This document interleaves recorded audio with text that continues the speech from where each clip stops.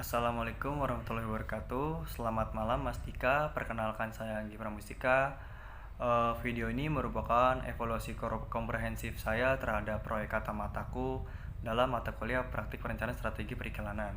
Evaluasi ini mencakup sinkronisasi antara perencanaan awal di client brief, implementasi pada strategic plan checklist, hingga output pada media infografis.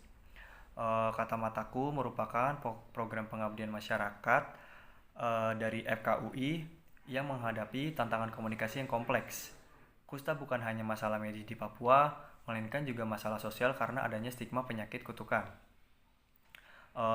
Problem statementnya adalah kurangnya literasi kesehatan menyebabkan penderita enggan ke puskesmas, dan untuk objektifnya menciptakan pemahaman baru bahwa kusta dapat disembuhkan melalui media 3D animasi. Untuk target audiens kita membagi dua target audiens secara geografis. Fokus utama kita adalah warga di area Papua, mau di pelosok maupun di pedesaan. Secara psikografis, mereka adalah kelompok yang masih mempercayai mitos lokal terkait penyakit kulit. Oke, kita akan masuk ke client brief. Masuk ke evaluasi tugas 2 mengenai client brief. Dalam perencanaan awal, aspek segmentation sudah sangat kuat di sisi geografis. Namun, hasil evaluasi saya menunjukkan adanya celah pada psychographic segmentation. Kita awalnya menganggap semua audiens itu memiliki pemahaman dasar yang sama. Padahal sebenarnya tidak. Hasil revisi strategis kemudian mengarahkan positioning kita bukan sebagai pemberi instruksi medis, melainkan sebagai teman perjalanan menuju kesembuhan. Hal ini krusial. Kenapa? Karena di industri periklanan itu sendiri, positioning yang tepat akan menentukan tone of voice secara seluruh materi kreatif. Brief ini menjadi fondasi agar tim kreatif tidak melenceng dari objektif klien. Selanjutnya, untuk evaluasi strategic plan checklist, ini adalah tahap di mana perencanaan bertemu dengan realita operasional. Saya membagi menjadi 3 poin, ada pemilihan media, taktikal BTL, dan tantangan implementasi. Yang pertama, kita masuk ke pemilihan media.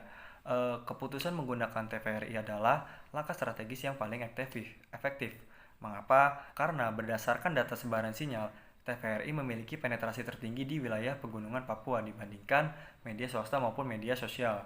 Selanjutnya, untuk tactical BTL atau below the line, penggunaan display di puskesmas dievaluasi sebagai high intent touch point.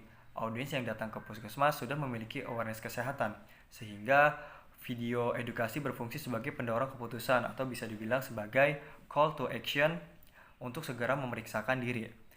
Selanjutnya, untuk tantangan implementasi sebagai akun eksekutif, tantangan terbesar saya adalah yang tidak saya cantumkan sebelumnya, yaitu adalah manajemen distribusi. Kita mengevaluasi bahwa ketergantungan pada pengiriman digital tidaklah cukup. Kedepannya, untuk contingency plan, untuk distribusi fisik melalui jalur darat atau udara harus masuk dalam checklist rencana strategi kita atau masuk ke dalam strategic plan checklist kita. Baik, untuk selanjutnya pada evaluasi tugas ketiga terkait infografis, kita membedah big idea konsep kita, yaitu kusta bukan kutukan, kusta dapat disembuhkan. Pesan ini dirancang untuk menjawab stigma sosial secara langsung.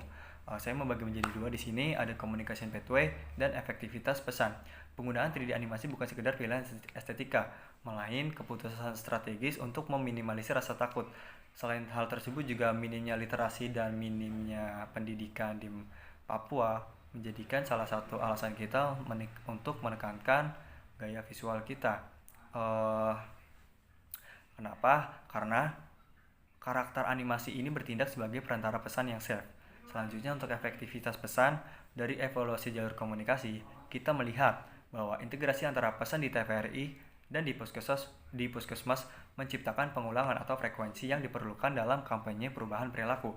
Pesan yang konsisten di semua media ini memastikan tidak ada ambiguitas informasi pada target audiens.